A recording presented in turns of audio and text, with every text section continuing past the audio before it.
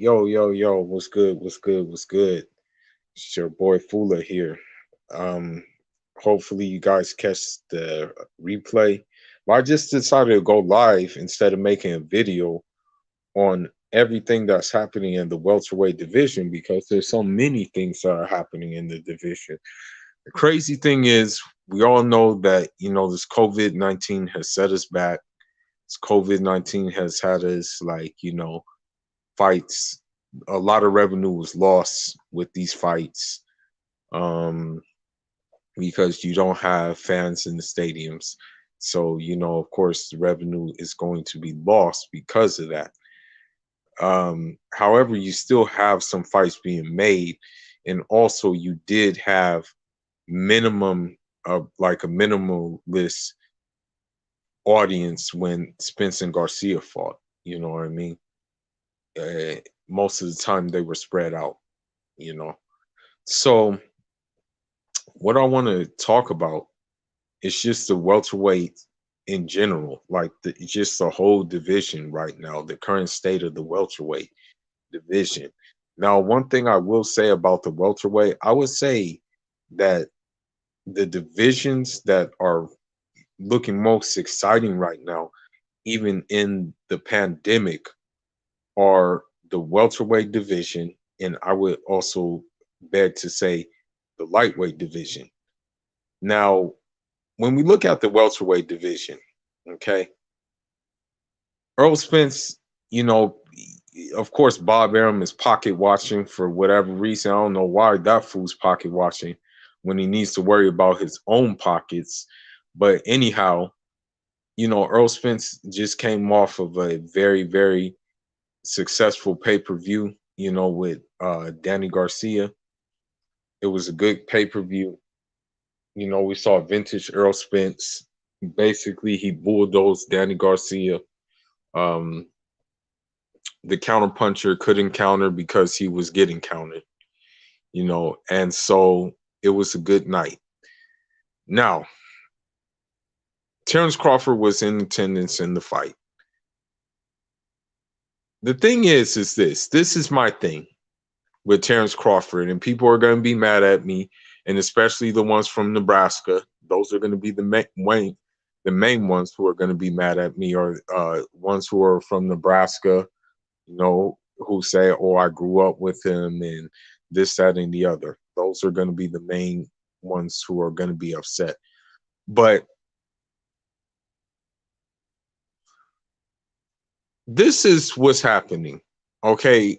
In regards to Earl Spence, when Earl Spence couldn't get a fight, he couldn't get a fight. He had to take, for example, Lamont Peterson. He was trying to knock on the Keith Thurman doors. He was trying to knock on the Sean Porter doors. He was trying to knock on the Danny Garcia doors. The levees started opening up when he did the successful pay-per-view with Mikey Garcia. Okay? Then people started taking notice. Then people saw the revenue stream which can come from a pay-per-view and decided that they were going to fight him. These same guys. Now, Keith Thurman joins that list of wanting to fight Earl Spence. But before that, he wanted no parts of Earl Spence. He kept on saying that, he kept on saying things like, this is a get back year. I got to take care of my Mandos and things like that. But then, he saw the revenue streams that Earl Spence was generating. So once he saw that, he decided that, okay, I want to fight you now. Fight me or leave the division. That was the ultimatum that Keith Thurman gave, you know. So my thing is this. That is a good fight. I mean, Keith Thurman brings experience to the table, having beat two of the top welterweights in the division, Danny Garcia and Sean Porter. But then again, Earl Spence beat Danny Garcia and Sean Porter. You know what I mean? And they by a wider margin too. You know. Now there was one guest in attendance, and that was Bud Crawford. You know, some people were telling me that they weren't having it. You know, they're saying that this is Spencetown. They're saying that, you know, this is man down over here, and just different things. And this is coming from the fan base, basically, who was in Dallas at the time. Now, you know, for me, this is what I have to say about Terrence Crawford. Terrence Crawford is like a puppy dog, okay? He's like a puppy dog that sits outside a door with the sad little eyes waiting for someone to give him attention. Because here's the thing, Earl Spence sells more than Terrence Crawford, okay? That's just the bottom line. Earl Spence has become more marketable than Terrence Crawford. That's the bottom line. Now, in business sense, it makes all the sense in the world for Earl Spence to fight Manny Pacquiao next. And it will still be for a belt as well. So that's why I say it's best for him to fight him, right? So, with that being said, Terrence Crawford really should just realize that it's looking more than likely that Errol Spence is not going to be available. And you need to start fighting the other guys who have called you out already and who are your Mandos. Okay? You had no problem fighting Mean Machine as your Mando, but now that Showtime Sean Porter's your Mando, it's not a big enough fight. So Mean Machine was a bigger fight than Showtime Sean Porter, you know? And and Keith Thurman even said he wants to smoke too.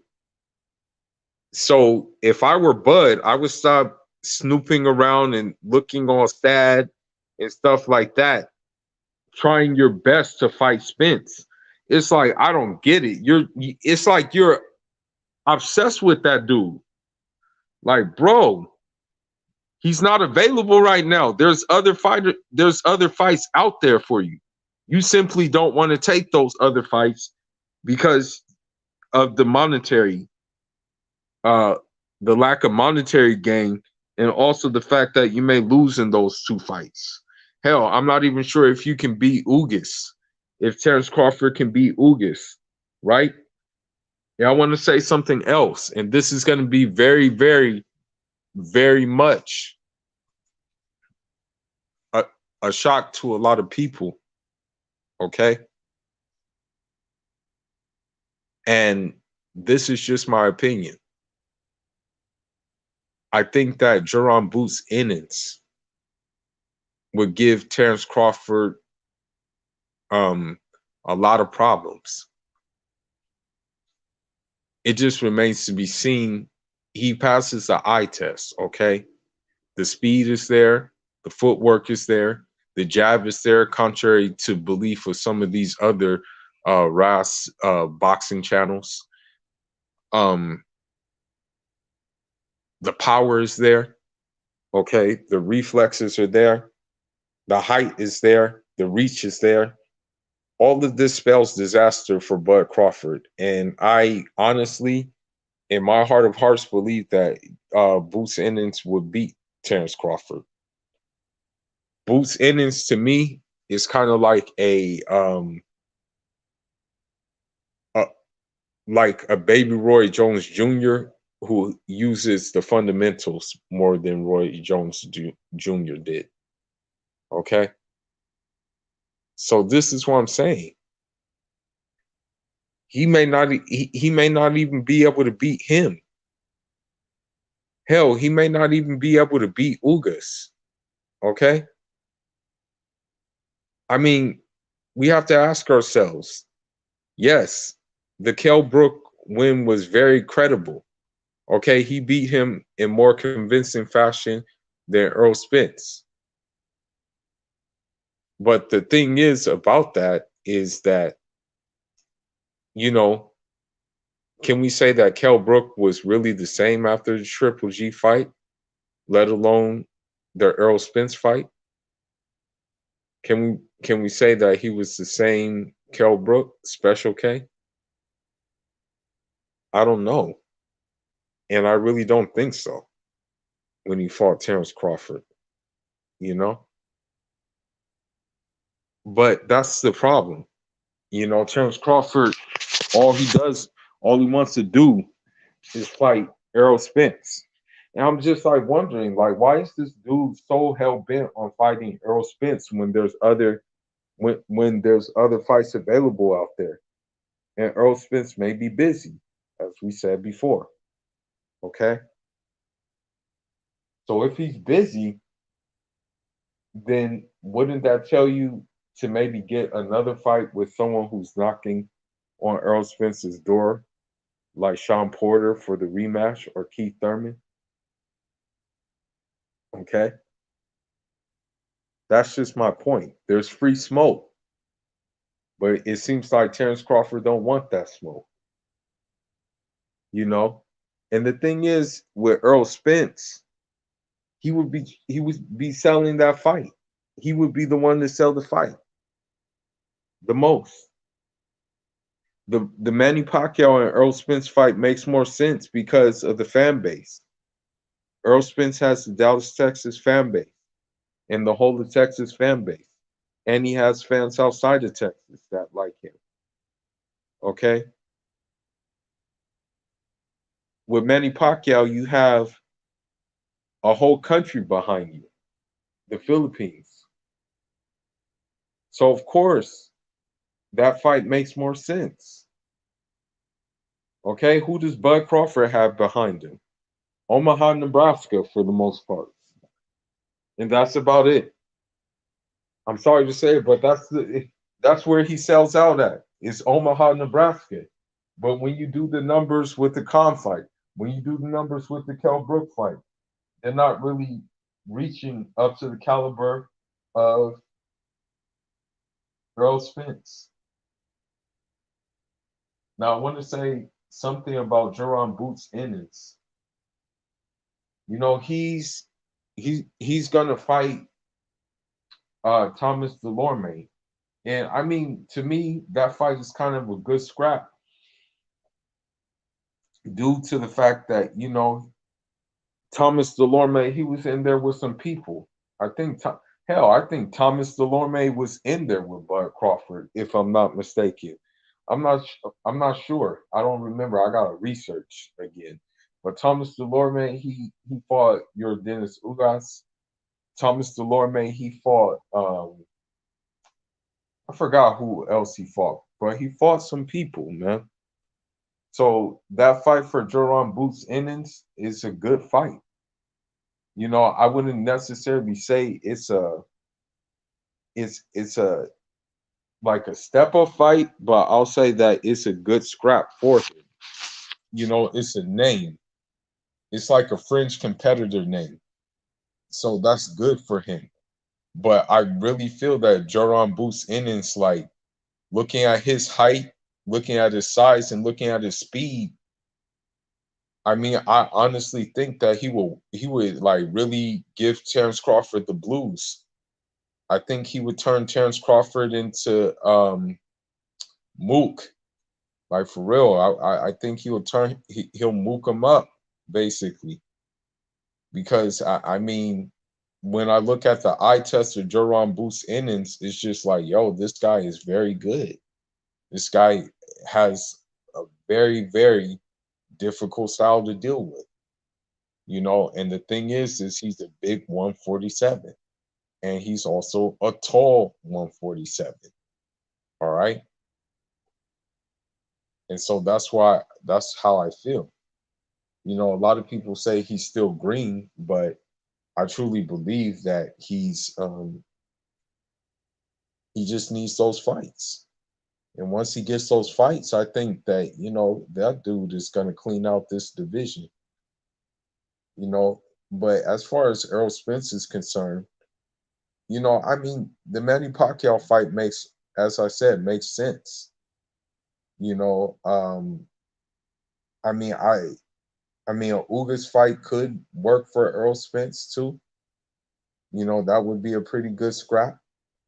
But I think he's looking for the monetary value that comes with a Pacquiao fight. You know what I mean? So I think that's what's going to happen next, really, is the Pacquiao fight with Earl Spence. And people will say that people are trying to freeze Bud Crawford out and things like that. But the fact of the matter is that Bob already threw Bud under the bus and he did absolutely nothing about it. Nobody is freezing him out. He even said that he doesn't need to worry about, he doesn't need Earl Spence on his resume to solidify his status as a legend. So that's what I'm saying. I mean, these are his words.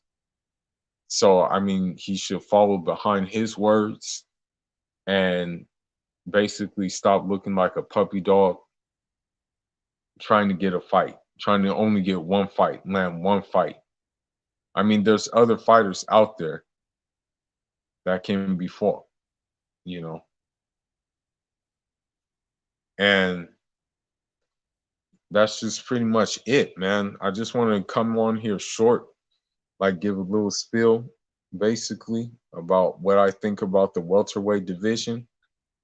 Um, I mean, honestly, there's still good fights in that division. There's good sequel fights in that division. Hell, I mean, I think another Thurman Showtime Sean Porter fight could be good. You know, another Thurman Garcia fight. You know, so that's what I'm saying. There's a lot of good fights, and with that being said, I'm just gonna leave here. I mean, the ball is honestly in Terrence Crawford's court, you know, and so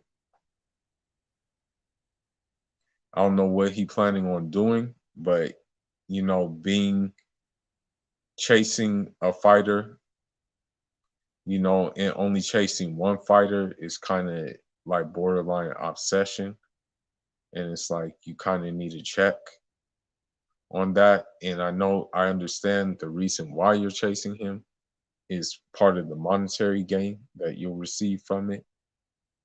But honestly, Earl Spence will wash Terrence Crawford as well. He's too big. And I mean, what I'm thinking is I may do another StreamYard for that just to show like how the size matters and just boxing IQ matters, you know. But with that being said, I'm gonna sign out. Hopefully people who come back, you like this, you subscribe, and there'll be some more news coming in the near future.